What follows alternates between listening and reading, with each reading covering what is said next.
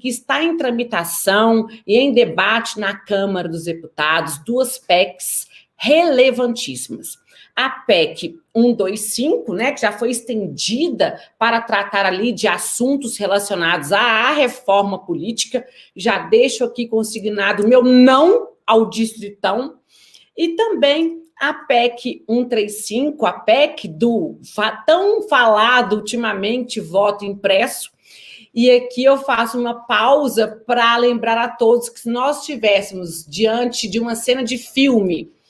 de casamento, no qual o padre pergunta se alguém aqui se opõe a esse matrimônio, que fale agora ou cale-se para sempre, fazendo uma analogia ao casamento entre a urna eletrônica e o voto impresso, eu sou aquela participante do casamento que fala, não, eu sou contra esse casamento. E na temática pertinente ao Código Eleitoral, que está, eu fiquei sabendo agora, em vias de votação na Câmara dos Deputados, que traz em seu bojo o inédito Código de Processo Eleitoral. Então, nesse tempo de fala que foi a mim reservado, eu vou trazer aqui os principais aspectos desse nosso novo código, porque eu falo que agora nós temos um código de processo eleitoral para chamar de nosso de forma totalmente inovadora. Então, nós temos um livro específico para as normas processuais eleitorais que começa trazendo ali alguns princípios fundamentais, como o princípio dispositivo ou da inércia, o princípio do impulso oficial, o princípio da efetividade da tutela jurisdicional, o da gratuidade na justiça eleitoral e um princípio de extrema importância para nós, operadores, já relacionando com a fala do doutor Rodrigo, com relação ao tempo que será necessário para aprovação de tantas regras, o da anterioridade das regras eleitorais, com a previsão expressa de que aos feitos eleitorais serão aplicadas as normas processuais que já estejam em vigor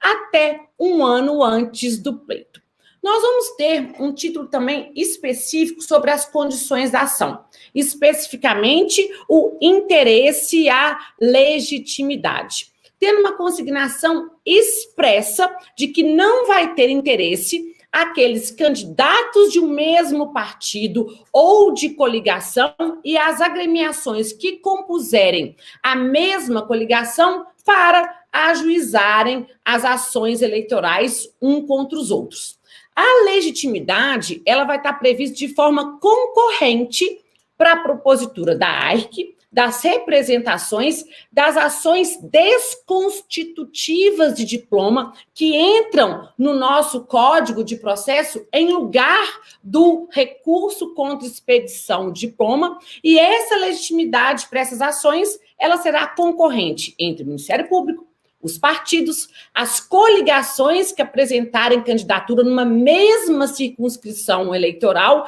e para o mesmo cargo do réu. E, além disso, também terá legitimidade concorrente o candidato vinculado a um partido ou à coligação distintos do réu, mas que com ele tenham disputado o mesmo cargo. Teremos uma previsão específica de, na hipótese de existência da ação pelo autor, qualquer um desses colegitimidados poderá assumir a titularidade ativa, inclusive em litisconsórcio, com exceção das representações por propaganda e do pedido do direito de resposta. Teremos uma norma expressa, no sentido de que, após diplomação, o partido que concorreu coligado, ele torna-se legítimo para propor isoladamente as ações cujo prazo decadencial ainda esteja em curso, sem perder a coligação, a legitimidade, mesmo após a diplomação. Então, nós vamos ter a legitimidade concorrente da coligação e também do partido para a propositura dessas ações. Nós vamos ter ali previsão específica das regras de litisconsórcio, seja ele facultativo, seja ele necessário, e o facultativo tanto no polo ativo quanto no polo passivo. O ativo entre partidos, coligações e candidatos para o ajuizamento das ações para as quais eles têm interesse e legitimidade, e no polo passivo para aqueles indicados na inicial como responsáveis pela prática do ilícito. Vamos ter capítulo próprio para disciplinar intervenção de terceiros, na modalidade de assistência, chamamento ao processo, amicus curiae e desconsideração da personalidade jurídica. Novidade para nós, operadores do direito eleitoral, o tão esperado prazo contado em dias úteis. Norma expressa, prazos contados em dias úteis. E com uma observação importante, no período compreendido entre o último dia do prazo para registro de candidatura e o dia 19 de dezembro, serão considerados dias úteis os sábados, domingos e feriados do ano relacionado às eleições. Temos uma previsão expressa de suspensão dos prazos processuais nos dias 20 de dezembro ao 20 de janeiro, inclusive, e essa suspensão específica para o ajuizamento das ações eleitorais que tenham como termo termo inicial, a diplomação dos eleitos. Outra novidade de extrema importância: previsão de um capítulo próprio para as tutelas provisórias. E aqui o novo código vai tratar tanto da tutela provisória de urgência quanto da tutela provisória de evidência, mas com uma sistemática um pouco distinta da que é trazida pelo Código de Processo Civil. As tutelas provisórias, a tutela provisória dependerá de caráter incidental, então nós não vamos ter a possibilidade dela ter caráter antecedente, depende de requerimento da parte e da observância do contraditório. Então, ela não poderá ser concedida de forma liminar, como regra geral. Os requisitos permanecem os mesmos da regra geral processual, a probabilidade do direito e o perigo de dano ou risco ao resultado útil do processo. Vamos ter a previsão expressa do poder geral de cautela do julgador, a partir do qual ele pode, inclusive, de ofício, determinar medidas que sejam necessárias a salvaguardar a lisura do pleito eleitoral. E vamos ter também a tutela de evidência, por uma hipótese específica do CPC, que é realocada para o nosso Código de Processo Eleitoral. Justamente quando as alegações do autor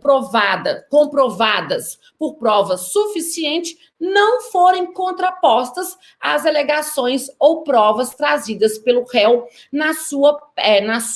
peça defensiva, provas essas que não sejam capazes de gerar ao juiz uma dúvida razoável. Vamos ter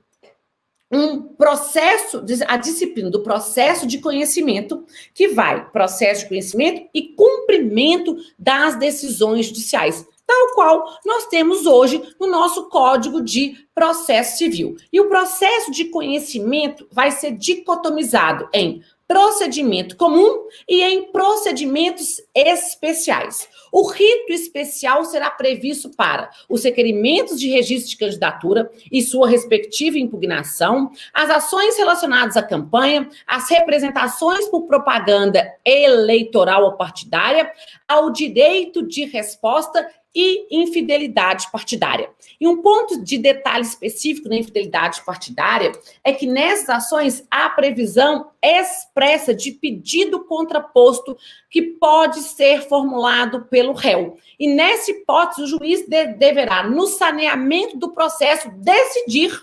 qual candidato que deverá exercer o cargo ou o mandato durante a presença do feito. Como eu disse anteriormente, em lugar do R7, do recurso contra a expedição de diploma, nós teremos a previsão de uma ação com uma nova nomenclatura, ação desconstitutiva de diploma. Prazo mantém-se o mesmo, prazo de 3 dias pós a diplomação, só que o fundamento legal é um pouco distinto da atual disciplina do recurso contra expedição de diploma. Serão impedimentos a candidaturas decorrentes de previsão constitucional, ainda que pré-existente. Aqui é uma novidade importante, porque com a Lei 13.877, de 2019, nós tivemos uma modificação no recurso contra expedição de diploma, para mim, altamente teratológica e incompreensível. Por quê? Pela Lei 13.877, nós passamos a prever que a inelegibilidade superveniente apta a ensejar o R7 seria aquela que se apresentasse até o momento do requerimento do registro, ou seja, é um superveniente que tem que ser até o momento do requerimento do registro. Então, vem o nosso Código de Processo, ele afasta essas incoerências que, a meu sentir, foram introduzidas no nosso Código Eleitoral, prevendo que seria esse impedimento de natureza constitucional, ainda que seja pré-existente. Teremos também a previsão da coisa julgada segundo eventos litis, ou seja, no caso de improcedência dos pedidos das ações eleitorais fundamentada na insuficiência probatória, nós não teremos a formação da coisa julgada material, possibilitando a propositura de nova ação. Na seção pertinente ao cumprimento das decisões judiciais e da execução, nós vamos ter um procedimento próprio para a execução das decisões que impuserem obrigações pecuniárias, inclusive multas, e também das decisões que importarem anulação da votação nas eleições majoritárias e nas eleições proporcionais. Aí nós vamos ter as regras específicas para o caso de anulação da votação, que eu não vou adentrar por causa da exiguidade do tempo, mas eu queria entrar num ponto específico, que é a sistemática recursal, que foi altamente reformulada no nosso, no nosso Código de Processo Eleitoral. Nós vamos ter aqui o rol de uma previsão taxativa dos recursos no nosso processo eleitoral. Tal qual nós temos o rol no artigo 994 do CPC, teremos um rol taxativo também no Código de Processo Eleitoral, prevendo os seguintes recursos: a apelação, agravo de instrumento, agravo interno, embargos de declaração, recurso ordinário, recurso especial eleitoral, recurso extraordinário, agravo em recurso especial eleitoral e o agravo no recurso extraordinário. Nós vamos ter, então, que aquele recurso que hoje a nossa legislação eleitoral chama de recurso ordinário, tal qual a previsão do artigo 257, parágrafo 2º do Código Eleitoral, né, como sendo recurso cabível contra as decisões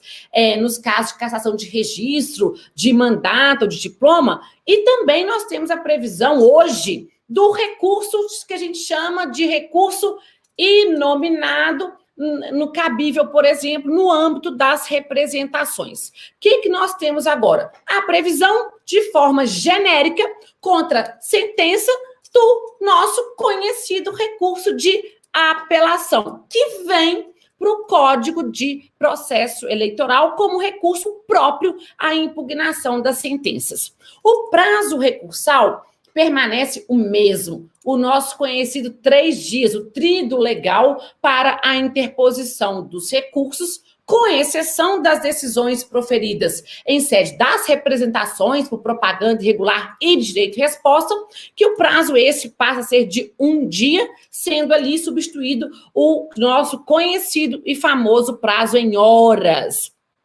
Nós vamos ter aqui as interlocutórias, tal qual a disciplina hoje no nosso Código de Processo Civil, não estarão sujeitas à preclusão imediata, ou seja, elas poderão ser alegadas em sede preliminar de apelação ou de contrarrazões. Então, nós temos que lembrar que não vai ter essa preclusão, porém, O Código passa a prever também, nós vamos falar daqui a pouquinho, o agravo de instrumento contra determinadas espécies de interlocutória. A apelação continua sendo, assim como os recursos de forma geral, desprovida de efeito suspensivo, exceção vai ser atinente às decisões contra o que indeferem o pedido de registro de candidatura, de cassação de diploma ou de mandato, e aqui o código nosso, Código Novo, faz uma precisa distinção. O efeito suspensivo, ele vai ser restrito ao afastamento do eleito do cargo e à retotalização dos votos, ou seja, não sai da cadeira. Não vai alcançar, porém, a inelegibilidade decorrente da condenação proferida por órgão colegiado. Nas hipóteses em que o efeito suspensivo for ópio dices, esse deve ser requerido ao relator no âmbito do tribunal, uma vez que o juiz zonal não tem competência para o juízo de admissibilidade recursal, e ele continua dependendo daqueles conhecidos requisitos da probabilidade de provimento do recurso, ou no caso de relevância da fundamentação, desde que haja comprovação de risco de dano grave ou de difícil reparação. Teremos uma regra específica sobre a desistência do recurso. E essa regra é curiosa, porque eu estou com um caso concreto sobre este assunto, em que a parte autora desistiu do recurso,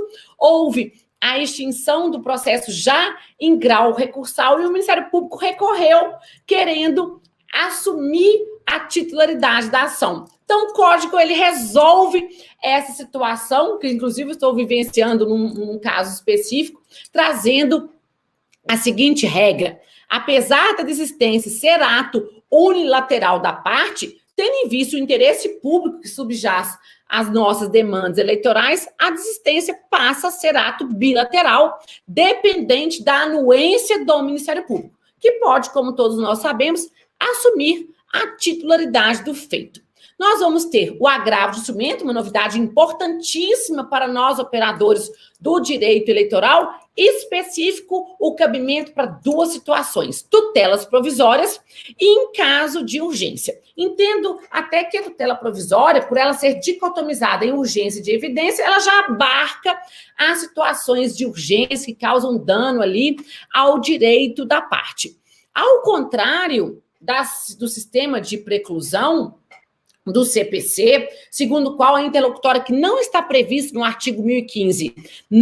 ela se sujeita à preclusão, melhor dizendo, quando ela estiver prevista no rol e o agravo não for manejado, aquela matéria será preclusa. No Código de Processo Eleitoral, se a parte não interpuser o agravo de instrumento, ou se ele for considerado inadmissível pelo relator ou pelo tribunal, não estará configurada a preclusão. Ou seja, mesmo que a parte interponha e o tribunal repute o cabível, ou que ela cruze os braços e não faça nada, ela terá oportunidade de levantar aquela matéria, de arguir aquela matéria em sede de apelação ou das contra-razões, subsistindo assim seu interesse na reforma ou anulação da decisão. Continuamos a ter o recurso ordinário em hipóteses específicas dirigidas ao Supremo Tribunal Federal ou ao Tribunal Superior Eleitoral. Nós vamos ter que, diversamente da disciplina dos recursos excepcionais no âmbito do CPC, que estão subsumidos ao juízo de admissibilidade provisório e precário da vice-presidência, no Código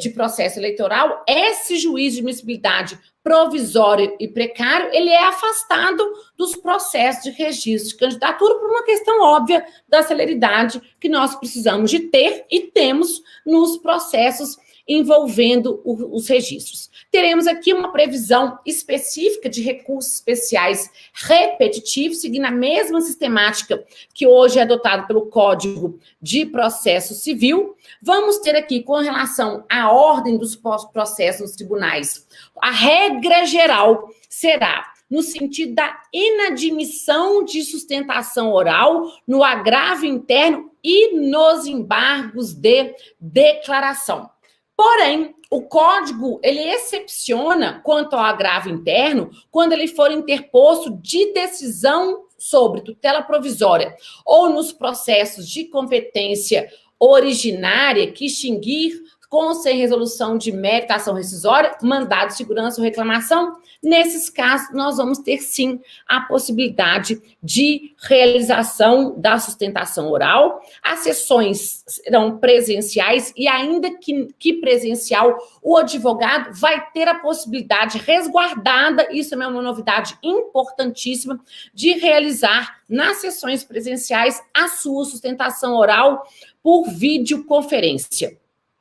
O cumprimento do acórdão vai poder se dar total ou parcialmente antes da publicação, por determinação do tribunal, e desde que a hipótese seja justificada e não traga dúvidas quanto à sua execução, não se admitindo a execução prévia somente no tocante às obrigações pecuniárias, inclusive de multa. Teremos a previsão específica do cabimento da ação rescisória contra as decisões de mérito transitadas em julgado, seja no âmbito do procedimento comum e nas hipóteses taxativas de cabimento que o Código vai elencar, com prazo de 180 dias após o trânsito em julgado da última decisão proferida nesse processo. Eu sei que o Marcelo vai me matar, que eu tinha que falar 15 minutos, eu estou falando acho que há 28 minutos, mas essas são algumas pinceladas sobre as principais inovações trazidas pelo Código de Processo